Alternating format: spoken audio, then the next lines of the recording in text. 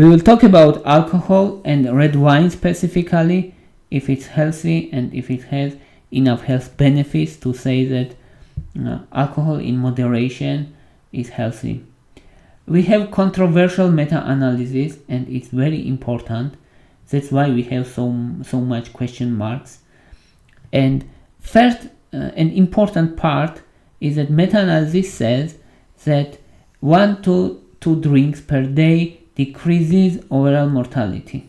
So if you drink 1 or 2 drinks per day, it decreases overall mortality around 10%. And it decreases Alzheimer's disease around 10% also, cardiovascular disease, type 2 diabetes risk, and decreased risk of stroke. So we have many chronic diseases, and alcohol can decrease risk of this disease if you intake in moderation. That's the idea from this meta-analysis. But that's not everything. We have another important part and dark side of alcohol. We have meta-analysis, more than 170 studies and more than 3.6 million people were participants, and alcohol intake, even in moderation, increased risk of oral cancer more than 52%. It increased risk of esophageal cancer, increased risk of breast cancer, and other different cancers. So we have very controversial findings. On the one hand, we have that it decreased risk of chronic diseases, and on the other hand, we have that it increased risk of cancers. And which one is true? To understand the reality, we need to understand how alcohol acts on our body. When we intake alcohol, it's absorbed from our stomach and from our small intestine, and it is metabolized in liver.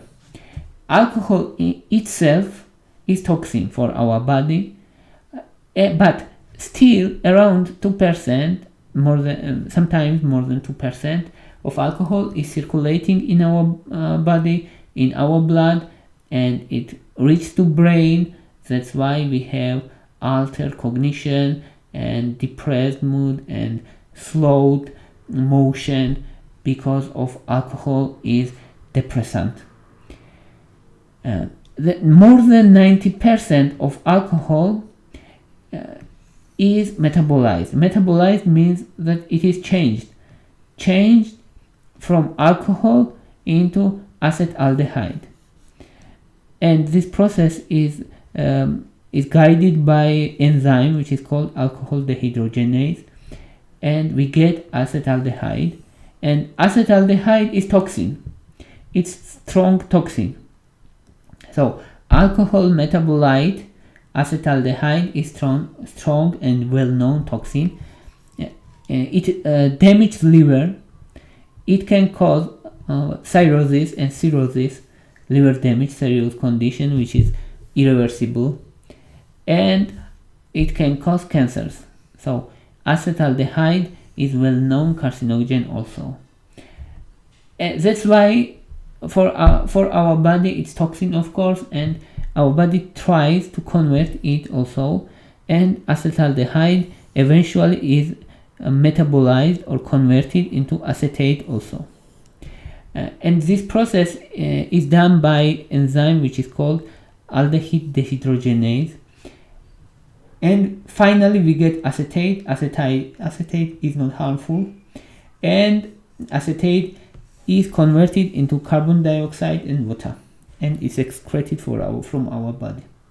That's the way of alcohol. So here we have acetaldehyde, and it's strong carcinogen and strong toxin for our body. Now we already know that the finding that alcohol intake increased risk of cancer is true, because we have acetaldehyde. On the other hand, we have these positive findings, and why it happens. We can say on red wine, not other wines, and not beer, for example, not other alcohols. We're talking about red wine, that this red wine has polyphenols and antioxidants. Polyphenols itself are antioxidants, and it has also resveratrol, which is type of polyphenol also, and resveratrol is well known for its anti-cancer action. So we can say that alcohol has both nature. One is it's carcinogenic, and another is it's antioxidant, anti-inflammatory, and anti-cancer action in case of red wine. But this action still limited. It's still limited, and toxic effect of alcohol is strong dose dependent toxicity. And if we can say that yes, red wine contains antioxidants, it contains resveratrol, but fruits also contain these antioxidants and resveratrol. For example, red grape contains this resveratrol, peanuts contain, berries contains, cocoa, chocolate, dark chocolate contains, and dark chocolates contain almost 10 times, and cocoa contains almost 10 times more resveratrol and polyphenols compared to red wine. So here is question that we can say that why we need red wine if it's toxin also, if we can get dark chocolate without sugar or without important additives or with less sugar, and we get these polyphenols and resveratrol. Also grapes contains, and grapes is good source of resveratrol and polyphenols. So why we need wine for it?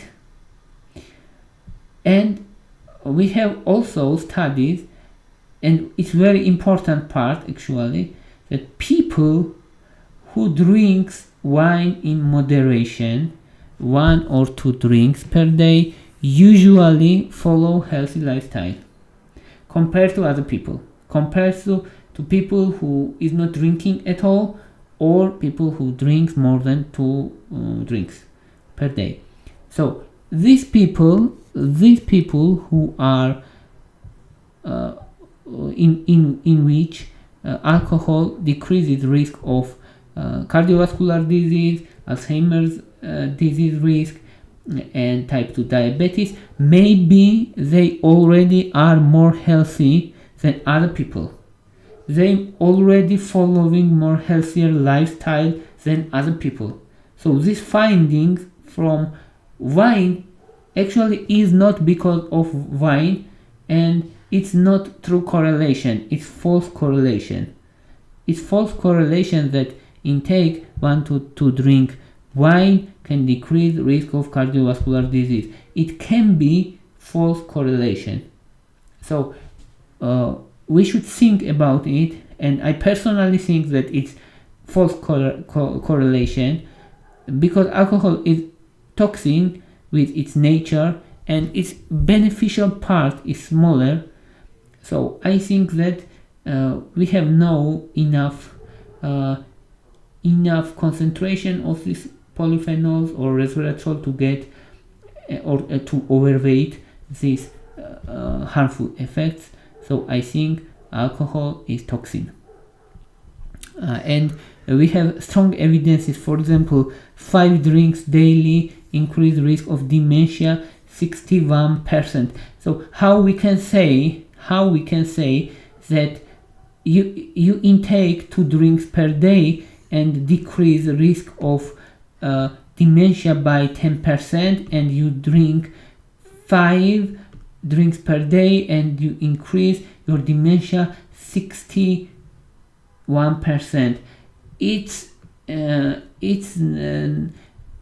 I think it's not reasonable and it's not logical. Yes, of course, there is argument that small dosage can be medicine and high dosage can be toxin. That's argument, of course, but if we look at this composition of alcohol, and we know that it directly contains carcinogen, and it contains very little antioxidants and very little anti-inflammatory drugs and anti-cancer. We can say that it's still more harmful even in small amount and small dosage.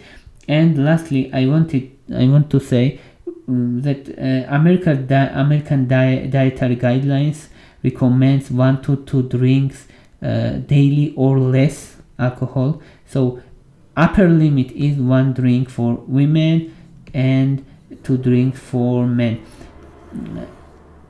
So even American Dietary Guidelines limit alcohol intake, and it's not favorable definitely for me. That's all I wanted to say. And if you have question what is 1 drink or 2 drink, it's around 14 grams of alcohol. It's around 1 glass of wine.